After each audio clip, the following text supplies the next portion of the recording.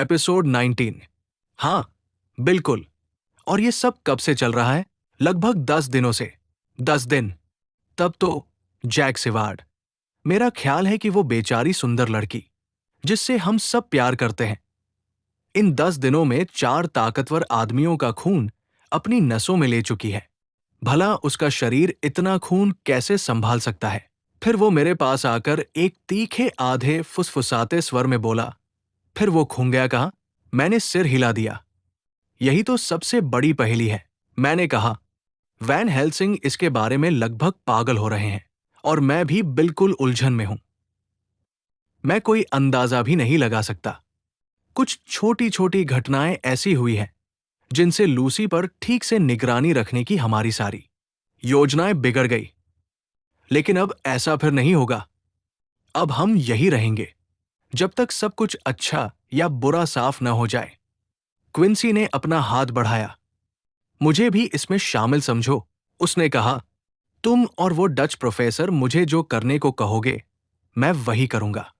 दोपहर के काफी देर बाद जब लूसी जागी तो उसकी पहली हरकत अपने सीने को टटोलने की थी, और मेरी हैरानी के लिए उसने वही कागज निकाल लिया जिसे वैन हेल्सिंग ने मुझे पढ़ने के लिए दिया था। सावधान प्रोफेसर ने उसे वही वापस रख दिया था जहां से वो गिरा था, ताकि जागने पर वो घबरा न जाए। फिर उसकी नजर वैन हेल्सिंग और मुझ पर पड़ी और उसके चेहरे पर कुछ खुशी दिखाई दी। लेकिन जैसे ही उसने कमरे में चारों ओर देखा और समझा कि वो कहाँ है, वो कांप उठी। उसने एक जोर से चीख मारी और अपने पतले दुबले हाथ अपने पीले चेहरे के सामने रख लिए। हम दोनों समझ गए कि इसका क्या मतलब है। उसे अपनी मां की मृत्यु का पूरा एहसास हो गया था। इसलिए हमने जितना हो सका उसे दिलासा देने की कोशिश की। शायद हमारी सहानुभूति से उसे कुछ राहत मिली, लेकिन वो मन और आत्मा से बहुत टूट चुकी थी और लंबे समय तक चुपचाप और कमजोर स्वर में रोती रही। हमने उसे बताया कि अब हम में से एक या दोनों हमेशा उसके पास रहेंगे, और इससे उसे कुछ सांत्वना मिली। सांझ के समय वो झपकी लेने लगी। तभी एक बहुत अजीब घटना हुई। अभी भी सोते सोते उसने अपने सीने से वो कागज निकाला और उसे 2 टुकड़ों में फाड़ दिया। वैन हेल्सिंग आगे बढ़े और उसके हाथ से वे टुकड़े ले लिए।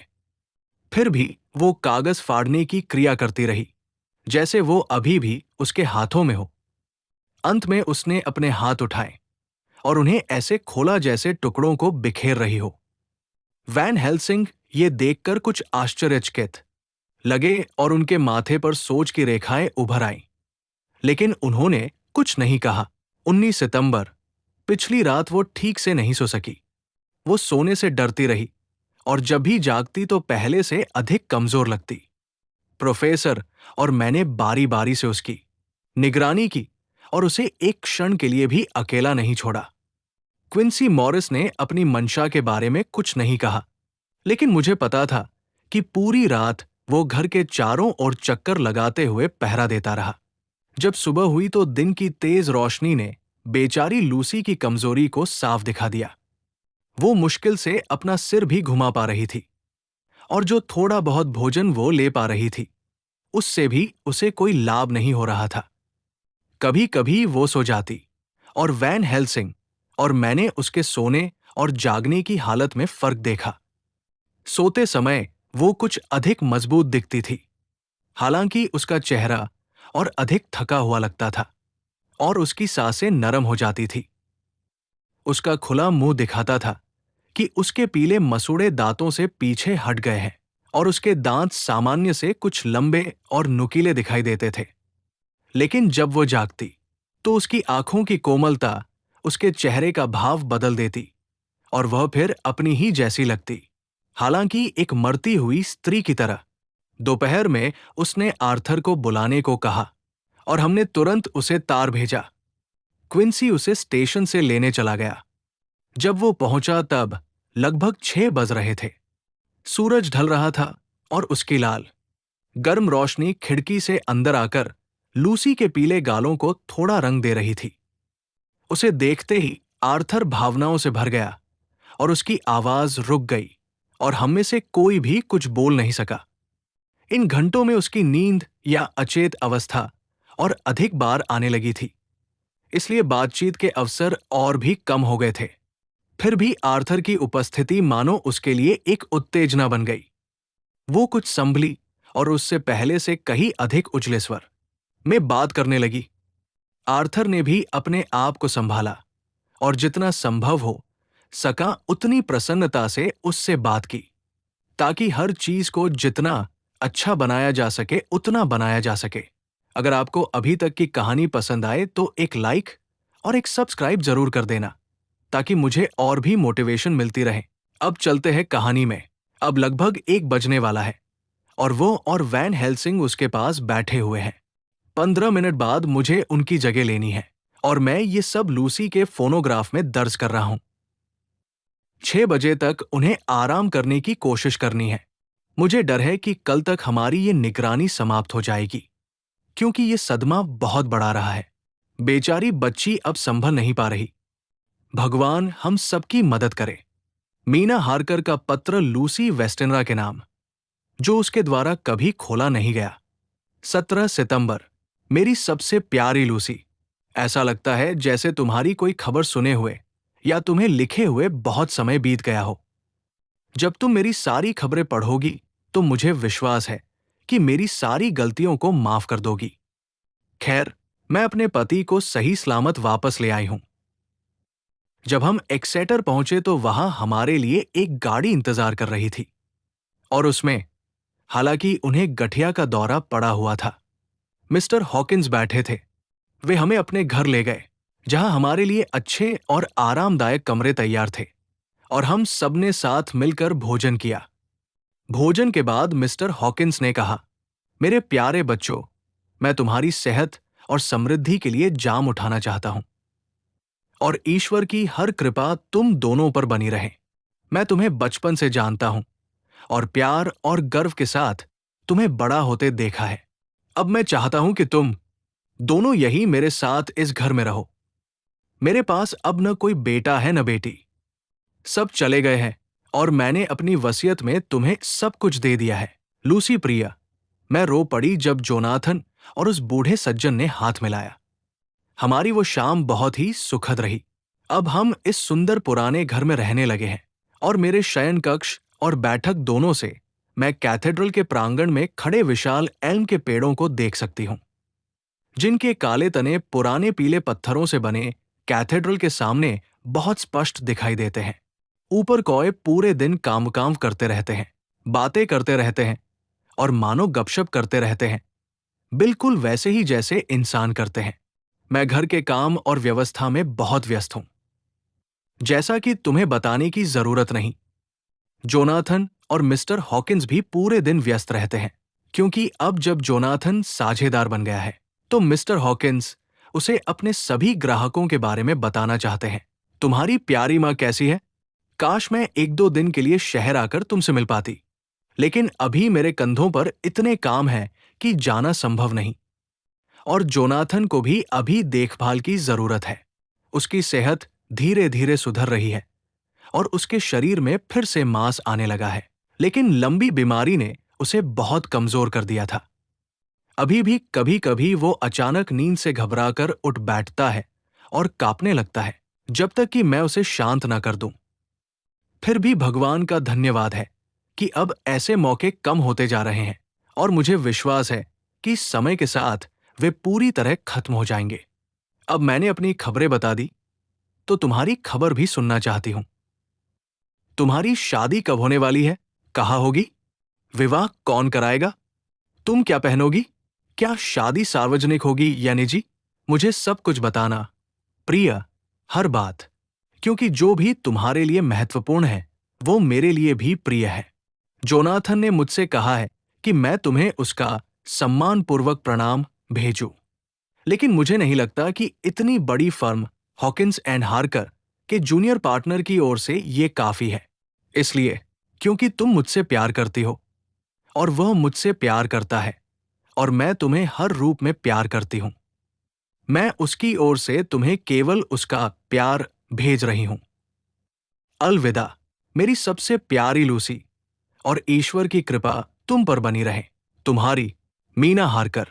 Doctor Patrick Hennessy, M D, M, RCS, LKQCPI आदि का डॉक्टर जॉन सिवार्ड के नाम रिपोर्ट। 20 सितंबर। मेरे प्रिय महोदय, आपकी इच्छा के अनुसार मैं उन सभी चीजों की स्थिति की रिपोर्ट भेज रहा हूं जो मेरे जिम्मे छोड़ी गई थी। रोगी रेनफील्ड के बारे में कुछ विशेष बताना है। उसे फिर एक उग्र दौरा पड़ा जो बहुत भयानक परिणाम दे सकता था, लेकिन सौभाग्य से ऐसा नहीं हुआ। आज दोपहर 2 आदमियों के साथ एक गाड़ी उस खाली घर पर आई जिसकी जमीन हमारे परिसर से लगती है। वही घर जहां आपको याद होगा कि रोगी 2 बार भाग कर गया था। वे आदमी रास्ता पूछने के लिए हमारे फाटक पर रुके क्योंकि वे यहां के रहने वाले नहीं थे। मैं उस समय भोजन के बाद अध्ययन कक्ष की खिड़की से बाहर देखते हुए सिगरेट पी रहा था और मैंने उनमें से एक को घर की ओर आते देखा। जैसे ही वो रेनफील्ड के कमरे की खिड़की के पास से गुजरा, रोगी अंदर से उस पर चिल्लाने लगा और जितनी भी गालियां उसके मुंह में थी सब देने लगा। वो आदमी देखने में काफी सभ्य लगा। उसने बस इतना कहा कि चुप रहो, बदजुबान भिखारी। इस पर हमारे रोगी ने उस पर चोरी करने और उसे मार डालने की कोशिश करने का आरोप लगाया और कहा कि वो उसे रोक कर रहेगा, चाहे इसके लिए उसे फांसी ही क्यों न हो जाए। मैंने खिड़की खोलकर उस आदमी को इशारा किया कि वो ध्यान न दे। उसने चारों ओर देखा और शायद समझ गया कि ये किस तरह की जगह है। उसने कहा, भगवान आपको भला करे साहब, अगर ये पागल खाना है तो यहां कुछ भी कहा जाए, मुझे फर्क नहीं पड़ता। मुझे आप और मालिक पर तरस आता है कि आपको ऐसे जंगली जानवर के साथ रहना पड़ता है। फिर उसने विनम्रता से रास्ता पूछा और मैंने उसे खाली घर का फाटक बता दिया। वो चला गया, लेकिन हमारे आदमी की धमकियां, गालियां और बद्दुआएं उसके पीछे पीछे चलती रही। मैं नीचे गया ताकि ये समझ सकूं कि उसके गुस्से का कारण क्या था, क्योंकि वो आमतौर पर बहुत शांत और शिष्ट रहता है। आश्चर्य की बात यह थी कि जब मैंने उसे देखा तो वो बिल्कुल शांत और बहुत विनम्र था। मैंने उससे इस घटना के बारे में बात करने की कोशिश की, लेकिन उसने मासूमियत से पूछा कि मैं क्या कहना चाहता हूं और ऐसा व्यवहार किया जैसे उसे कुछ भी याद न हो। दुर्भाग्य से ये उसकी चालाकी का ही एक और उदाहरण था, क्योंकि आधे घंटे बाद ही उसकी खबर फिर मिली। इस बार वो अपने कमरे की खिड़की तोड़कर भाग गया था और रास्ते की ओर दौड़ रहा था। मैंने तुरंत सहायकों को बुलाया और उसके पीछे दौड़ा, क्योंकि मुझे डर था कि वो कोई शरारत करने वाला है। मेरा डर सही निकला। वही गाड़ी सड़क पर लौट रही थी, जिसमें कुछ बड़े लकड़ी के बक्से रखे थे। वे आदमी पसीना पोंछ रहे थे और उनके चेहरे लाल थे, जैसे उन्होंने बहुत मेहनत की हो। इससे पहले कि मैं उसके पास पहुंचता, रोगी उन पर टूट पड़ा और उनमें से एक को गाड़ी से खींचकर जमीन पर पटक दिया और उसका सिर जमीन पर पटकने लगा। अगर मैंने उसी क्षण उसे पकड़ न लिया होता तो वो आदमी शायद वहीं मर जाता। दूसरा आदमी नीचे कूद पड़ा और अपने भारी कोड़े के पिछले हिस्से से उसके सिर पर जोर से वार किया। वो भयानक चोट थी, लेकिन उसे कोई फर्क नहीं पड़ा। उसने उसे भी पकड़ लिया और हम तीनों से इस तरह भिड़ गया जैसे हम बिल्ली के बच्चे हों। आप जानते हैं कि मैं कोई हल्का आदमी नहीं हूं, और वे दोनों भी मजबूत थे। शुरू में वह चुपचाप लड़ रहा था, लेकिन जब हम उसे काबू में करने लगे और सहायकों ने उस पर जकड़ने वाला कोट पहनाना शुरू किया, तो वो चिल्लाने लगा, मैं उन्हें नाकाम कर दूंगा। वे मुझे लूट नहीं सकते। वे मुझे धीरे धीरे मार नहीं सकते। मैं अपने स्वामी और मालिक के लिए लड़ूंगा। और इसी तरह की कई उलझी हुई बातें करता रहा। बहुत मुश्किल से हम उसे वापस घर लाकर गद्देदार कमरे में बंद कर सके। एक सहायक हार्डी की एक उंगली टूट गई, लेकिन मैंने उसका इलाज कर दिया है और अब वो ठीक है। दोनों गाड़ीवान पहले तो हर्जाने के मुकदमे की धमकियां देने लगे और हम पर कानून की सारी सजाएं बरसाने का वादा करने लगे, लेकिन उनकी धमकियों के साथ साथ बात की कुछ अप्रत्यक्ष सफाई भी थी कि वे दोनों एक कमजोर पागल आदमी से हार गए थे। उनका कहना था कि अगर भारी बक्सों को गाड़ी पर चढ़ाने और उतारने में उनकी ताकत खत्म न हो गई होती तो वे उसका काम तमाम कर देते। उन्होंने अपनी हार का एक और कारण ये बताया कि उनके काम की धूल भरी प्रकृति के कारण उन्हें बहुत प्यास लग रही थी और जहां वे काम कर रहे थे वहां से किसी सराय या पीने की जगह की दूरी बहुत ज्यादा थी। मैं उनकी बात समझ गया और उन्हें कड़ा और मजबूत ग्रोग का एक गिलास, बल्कि उससे भी ज्यादा पिला दिया और प्रत्येक को एक एक सोने का सिक्का दे दिया। इसके बाद उन्होंने हमले की बात को हल्के में लिया और कसम खाई कि वे किसी भी दिन इससे भी ज्यादा पागल आदमी से भिड़ सकते हैं, खासकर ऐसे बहुत अच्छे सज्जन से मिलने की खुशी में। जैसा कि उन्होंने आपके इस संवाददाता को कहा, मैंने उनकी जरूरत पड़ने पर उपयोग के लिए उनके नाम और पते लिख लिए। वे इस प्रकार हैं: Jack Smollett, Duddings Rents, King George Road, Great Walworth और Thomas Nelling, Peter Farlero, Guidecot, Bethan Green, दोनों Harris and Sons Moving and Shipment Company, Orange Masters Yard, Soho में काम करते हैं। यहां होने वाली किसी भी महत्वपूर्ण घटना की मैं आपको सूचना देता रहूंगा और यदि कोई विशेष बात हुई तो तुरंत तार भेजूंगा। विश्वास रखें प्रिय महोदय, आपका विश्वासी पैट्रिक हेनेसी। मीना हार्कर का लूसी वेस्टेनरा के नाम पत्र, जो उसके द्वारा नहीं खोला गया। 18 सितंबर। मेरी प्यारी लूसी, हम पर एक बहुत दुखद आघात हुआ है। मिस्टर हॉकिंस का अचानक निधन हो गया। कुछ लोगों को यह हमारे लिए इतना दुखद नहीं लगेगा, लेकिन हम दोनों उनसे इतना स्नेह करने लगे थे कि ऐसा लगता है जैसे हमने अपने पिता को खो दिया हो। मैंने कभी अपने पिता या मां को नहीं जाना, इसलिए उस प्रिय बूढ़े व्यक्ति की मृत्यु मेरे लिए बहुत बड़ा आघात है। जोनाथन बहुत दुखी है, केवल इसलिए नहीं कि वो उस भले और दयालु व्यक्ति के लिए शोक करता है जिसने जीवन भर उसका साथ दिया और अंत में उसे अपने पुत्र की तरह मानकर एक ऐसी संपत्ति छोड़ दी जो हमारे जैसे साधारण लोगों के लिए कल्पना से परे है, बल्कि इसलिए भी कि ये जिम्मेदारी उसे बहुत चिंतित कर रही है। वो खुद पर संदेह करने लगा है। मैं उसे ढाढ़स बंधाने की कोशिश करती हूं और मेरा उस पर विश्वास उसे अपने ऊपर विश्वास करने में मदद देता है। लेकिन यहां वो भयानक आघात जो उसने सहा था सबसे ज्यादा असर दिखाता है। ये बहुत दुखद है कि उसका इतना मधुर, सरल, महान और मजबूत स्वभाव, जिसने हमारे प्रिय मित्र की सहायता से उसे कुछ ही वर्षों में क्लर्क से मालिक बना दिया, अब इतना आहत हो गया है कि उसकी शक्ति का मूल तत्व ही मानो खो गया है। प्रिय, मुझे क्षमा करना यदि मैं तुम्हारी खुशी के बीच अपनी परेशानियां बता रही हूं, लेकिन मुझे किसी से तो कहना ही होगा, क्योंकि जोनाथन के सामने साहसी और प्रसन्न दिखने का प्रयास मुझे बहुत थका देता है और यहां कोई ऐसा नहीं है जिससे मैं अपने मन की बात कह सकूं। मुझे लंदन जाने का डर लग रहा है, जहां हमें परसों जाना ही होगा, क्योंकि मिस्टर हॉकिंस ने अपनी वसीयत में लिखा था कि उन्हें उनके पिता की कब्र में ही दफनाया जाए। कोई रिश्तेदार न होने के कारण जोनाथन को ही मुख्य शोककर्ता बनना पड़ेगा। यदि संभव हुआ तो मैं तुमसे मिलने के लिए कुछ मिनटों के लिए अवश्य आऊंगी।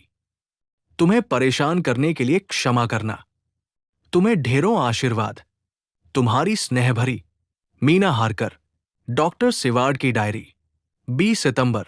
आज रात केवल दृढ़ संकल्प और आदत ही मुझे ये प्रविष्टि लिखने दे रही है।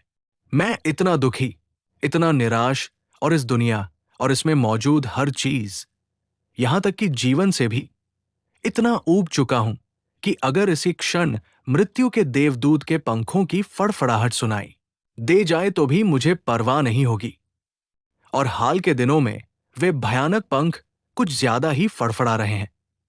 लूसी की मां, आर्थर के पिता और अब। लेकिन मुझे अपना काम जारी रखना चाहिए। मैंने नियत समय पर वैन हेल्सिंग की जगह ली और लूसी की देखभाल करने लगा। हम चाहते थे कि आर्थर भी आराम कर ले, लेकिन उसने पहले मना कर दिया। केवल तब जब मैंने उसे समझाया कि दिन में हमें उसकी मदद की जरूरत पड़ेगी और अगर हम सब आराम न करेंगे तो हम ही टूट जाएंगे और लूसी को नुकसान होगा, तब वो मान गया। वैन हेल्सिंग उसके साथ बहुत दयालुता से बोले, आओ मेरे बच्चे, मेरे साथ चलो। तुम बीमार और कमजोर हो और बहुत दुख और मानसिक पीड़ा सह चुके हो। साथ ही अपनी शक्ति का वो त्याग भी कर चुके हो जिसे हम जानते हैं। तुम्हें अकेला नहीं रहना चाहिए, क्योंकि अकेले रहने से मन डर और आशंकाओं से भर जाता है। चलो बैठक में चलते हैं जहां बड़ी आग जल रही है और 2 सोफे हैं। तुम एक पर लेट जाओ और मैं दूसरे पर। हम चाहे बात न करें, चाहे सो जाए, फिर भी एक दूसरे की उपस्थिति हमें सांत्वना देगी। आर्थर उनके साथ चला गया, लेकिन जाते जाते उसने लूसी के चेहरे की ओर एक लालसा भरी दृष्टि डाली, जो तकिए पर लेटा हुआ लगभग उससे भी अधिक सफेद दिखाई दे रहा था। वो बिल्कुल स्थिर पड़ी थी। मैंने कमरे में चारों ओर देखा कि सब कुछ ठीक है या नहीं। मैंने देखा कि प्रोफेसर ने इस कमरे में भी, जैसे दूसरे कमरे में किया था, लहसुन का प्रयोग किया था। खिड़कियों के पूरे फ्रेम से उसकी तीखी गंध आ रही थी और लूसी के गले में, उस रेशमी रूमाल के ऊपर जिसे वैन हेल्सिंग ने उसे पहनाए रखा था, उन्हीं गंधयुक्त फूलों की एक मोटी माला पड़ी थी। लूसी की सांस कुछ भारी थी और उसका चेहरा पहले से भी अधिक खराब दिख रहा था, क्योंकि उसका खुला मुंह उसके पीले मसूड़ों को दिखा रहा था। धुंधली और अनिश्चित रोशनी में उसके दांत सुबह की तुलना में लंबे और अधिक नुकीले लग रहे थे। विशेष रूप से उसके नुकीले दांत बाकी दांतों से भी ज्यादा लंबे और तेज दिखाई दे रहे थे। मैं उसके पास बैठ गया। थोड़ी देर बाद वो बेचैनी से हिली। उसी समय खिड़की पर पंखों की धीमी सी फड़फड़ाहट सुनाई दी। मैं धीरे से उठकर खिड़की के पास गया और पर्दे के कोने से बाहर झांका। बाहर पूरा चांद निकला हुआ था और मैंने देखा कि आवाज एक बड़े चमगादड़ से आ रही थी, जो शायद उस हल्की रोशनी से आकर्षित होकर बार बार चक्कर लगा रहा था और कभी कभी अपने पंखों से खिड़की से टकरा जाता था। जब मैं वापस अपनी जगह पर आया तो देखा कि लूसी थोड़ी सी हिली है और उसने अपने गले से लहसुन के फूलों को खींचकर हटा दिया है। मैंने उन्हें फिर से यथासंभव ठीक तरह से उसके गले में रख दिया और बैठकर उसे देखता रहा। वो थोड़ी देर बाद जागी और मैंने उसे भोजन दिया, जैसा कि वैन हेल्सिंग ने बताया था। उसने बहुत थोड़ा सा खाया और वह भी सुस्ती से। अब उसमें जीवन और शक्ति के लिए वो अचेत संघर्ष दिखाई नहीं देता था, जो अब तक उसकी बीमारी में स्पष्ट था। मुझे ये अजीब लगा कि जैसे ही वो होश में आती, वो लहसुन के फूलों को अपने पास कसकर दबा लेती। ये निश्चित ही विचित्र था कि जब भी वो उस सुस्त अवस्था में चली जाती, भारी सांसों के साथ, तो वो फूलों को अपने से दूर कर देती, लेकिन जब वो जागती तो उन्हें कसकर पकड़ लेती। इसमें कोई गलती होने की संभावना नहीं थी, क्योंकि उसके बाद के लंबे घंटों में वो कई बार सोती और जागती रही और दोनों क्रियाएं बार बार दोहराती रही। 6 बजे वैन हेल्सिंग मुझे बदलने के लिए आए। तब तक आर्थर हल्की नींद में चला गया था और उन्होंने दया करके उसे सोने दिया। जब उन्होंने लूसी का चेहरा देखा तो मैं उनकी सांस के भीतर खिंचने की तीखी आवाज सुन सकता था और उन्होंने मुझसे फुसफुसाकर कहा, पर्दा ऊपर करो, मुझे रोशनी चाहिए। फिर वो झुक गए और अपना चेहरा लगभग लूसी के चेहरे से लगाकर उसे ध्यान से देखने लगे। उन्होंने फूलों को हटाया और उसके गले से रेशमी रूमाल उठाया। जैसे ही उन्होंने ऐसा किया, वो पीछे हट गए और मैं उनकी दबाई हुई पुकार सुन सका, माइन गॉड, जो उनके गले में ही घुट गई थी। मैं भी झुककर देखने लगा और जैसे ही मैंने देखा, एक अजीब ठंडक मेरे भीतर दौड़ गई। गले के घाव बिल्कुल गायब हो चुके थे। लगभग 5 मिनट तक वैन हेल्सिंग उसे देखते रहे। उनका चेहरा अत्यंत कठोर था। फिर उन्होंने मेरी ओर मुड़कर शांत स्वर में कहा, वो मर रही है, अब अधिक समय नहीं है। ध्यान रखना, ये बहुत फर्क पड़ेगा कि वो होश में मरती है या नींद में। उस बेचारे लड़के को जगा दो और उसे आखिरी बार देखने दो। वो हम पर भरोसा करता है और हमने उससे वादा किया है। मैं भोजन कक्ष में गया और उसे जगा दिया। वो एक क्षण के लिए हतप्रभ था, लेकिन जब उसने खिड़की के झरोखों से आती धूप देखी तो उसे लगा कि वो देर से उठा है और उसने अपनी चिंता प्रकट की। मैंने उसे आश्वासन दिया कि लूसी अभी भी सो रही है, लेकिन जितनी कोमलता से मैं कह सकता था उतनी कोमलता से उसे बताया कि वैन हेल्सिंग और मुझे डर है कि अंत निकट है। उसने अपना चेहरा हाथों से ढक लिया और सोफे के पास घुटनों के बल बैठ गया, जहां वो शायद 1 मिनट तक सिर झुकाए प्रार्थना करता रहा, जबकि उसके कंधे दुख से कांप रहे थे। मैंने उसका हाथ पकड़ा और उसे उठाया। मैंने कहा, आओ मेरे प्रिय पुराने मित्र, अपना सारा धैर्य इकट्ठा करो। ये उसके लिए सबसे अच्छा और आसान होगा। जब हम लूसी के कमरे में पहुंचे तो मैंने देखा कि वैन हेल्सिंग ने अपनी आदत के अनुसार सब कुछ व्यवस्थित कर दिया था और हर चीज को जितना संभव हो उतना सुखद बना दिया था। उन्होंने लूसी के बाल भी संवार दिए थे ताकि वे तकिए पर अपनी सामान्य सुनहरी लहरों में फैल जाएं। जब हम कमरे में आए तो उसने आंखें खोली और उसे देखकर धीरे से फुसफुसाई, आर्थर, ओ मेरे प्रिय, मुझे बहुत खुशी है कि तुम आ गए। वो उसे चूमने के लिए झुक ही रहा था कि वैन हेल्सिंग ने उसे पीछे हटने का संकेत किया। नहीं, उन्होंने फुसफुसाकर कहा, अभी नहीं। उसका हाथ पकड़ो, इससे उसे अधिक सांत्वना मिलेगी। इसलिए आर्थर ने उसका हाथ पकड़ लिया और उसके पास घुटनों के बल बैठ गया और वो बहुत सुंदर लग रही थी। उसकी आंखों की देवदूत सी सुंदरता के साथ उसके चेहरे की कोमल रेखाएं मेल खा रही थी। फिर धीरे धीरे उसकी आंखें बंद हो गई और वो सो गई। कुछ देर तक उसकी छाती हल्के हल्के उठती गिरती रही और उसकी सांस एक थके हुए बच्चे की तरह आती जाती रही। और फिर अनजाने में वही अजीब परिवर्तन आ गया जो मैंने रात में देखा था। उसकी सांस भारी हो गई, उसका मुंह खुल गया और पीछे खिंचे हुए फीके मसूड़ों ने उसके दांतों को पहले से भी अधिक लंबे और नुकीले दिखा दिया। किसी अजीब सी अर्धनींद, अर्ध जागृत अवस्था में उसने अपनी आंखें खोली, जो अब एक साथ ही धुंधली और कठोर लग रही थी, और एक मृदु मोहक स्वर में कहा। ऐसा स्वर मैंने पहले कभी उसके होठों से नहीं सुना था। आर्थर, ओ मेरे प्रिय, मुझे बहुत खुशी है कि तुम आ गए। मुझे चुमो।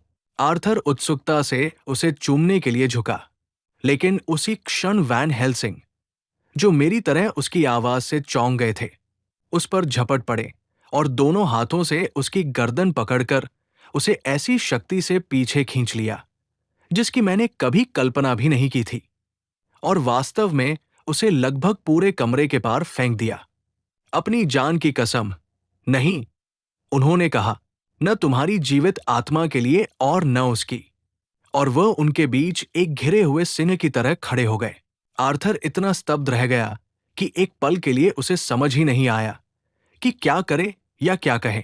और इससे पहले कि उस पर क्रोध का कोई आवेग हावी होता, उसे स्थान और परिस्थिति का बोध हो गया और वो चुपचाप खड़ा रह गया, प्रतीक्षा करता हुआ। मैंने अपनी आंखें लूसी पर टिकाए रखी, जैसे वैन हेल्सिंग ने भी रखा था, और हमने देखा कि क्रोध की एक ऐंठन उसके चेहरे पर छाया की तरह लहराई। उसके नुकीले दांत आपस में कस गए। फिर उसकी आंखें बंद हो गई और वो भारी सांस लेने लगी। थोड़ी ही देर बाद उसने अपनी आंखें पूरी कोमलता के साथ खोली और अपना कमजोर, फीका, पतला हाथ बढ़ाकर वैन हेल्सिंग का बड़ा भूरा हाथ पकड़ लिया। उसे अपने पास खींचकर उसने उसे चूम लिया। मेरे सच्चे मित्र, उसने धीमी आवाज में कहा, लेकिन ऐसे करुण भाव के साथ जिसे शब्दों में नहीं बताया जा सकता। मेरे सच्चे मित्र और उसके भी, ओ उसकी रक्षा करना और मुझे शांति देना, मैं शपथ लेता हूं। उन्होंने गंभीरता से कहा, उसके पास घुटनों के बल बैठकर और अपना हाथ ऊपर उठाकर, जैसे कोई शपथ दर्ज करता है। फिर वो आर्थर की ओर मुड़े और उससे कहा, आओ मेरे बच्चे, उसका हाथ अपने हाथ में लो और उसके माथे पर चुमो, और केवल एक बार उनके होठों के बजाय उनकी आंखें मिली, और इसी तरह वे अलग हो गए। लूसी की आंखें बंद हो गईं, और वैन हेल्सिंग, जो ध्यान से देख रहे थे, ने आर्थर का हाथ पकड़कर उसे धीरे से दूर ले गए। और फिर लूसी की सांस फिर से भारी हो गई, और अचानक वह रुक गई। सब समाप्त हो गया, वैन हेल्सिंग ने कहा। वो मर गई है।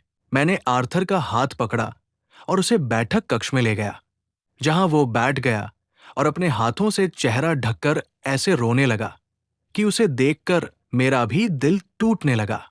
मैं वापस कमरे में गया और पाया कि वैन हेल्सिंग बेचारी लूसी को देख रहे थे, और उनका चेहरा पहले से भी अधिक कठोर था। उसके शरीर में कुछ परिवर्तन आ गया था। मृत्यु ने उसकी कुछ सुंदरता वापस लौटा दी थी, क्योंकि उसके माथे और गालों ने फिर से अपनी कोमल रेखाएं पाली थी। यहां तक कि उसके होठों ने भी अपनी घातक पीलीपन खो दिया था। ऐसा लगता था मानो रक्त, जिसकी अब हृदय के काम के लिए आवश्यकता नहीं रही थी, मृत्यु की कठोरता को जितना संभव हो उतना कम रूखा बनाने के लिए वहां आ गया हो। हमने समझा कि वो सोते समय मर रही थी और मरते समय सो रही थी। मैं वैन हेल्सिंग के पास खड़ा हुआ और कहा, खैर, बेचारी लड़की, अब अंततः उसे शांति मिल गई है। सब समाप्त हो गया। उन्होंने मेरी ओर मुड़कर गंभीर गंभीरता से कहा, ऐसा नहीं, हाय, ऐसा नहीं, ये तो केवल शुरुआत है। जब मैंने उनसे पूछा कि उनका क्या मतलब है, तो उन्होंने केवल सिर हिलाया और उत्तर दिया, अभी हम कुछ नहीं कर सकते, प्रतीक्षा करो और देखो। ये थी आज की कहानी। आगे की कहानी देखने के लिए जुड़े रहिए फ्यूचरलेंस के साथ।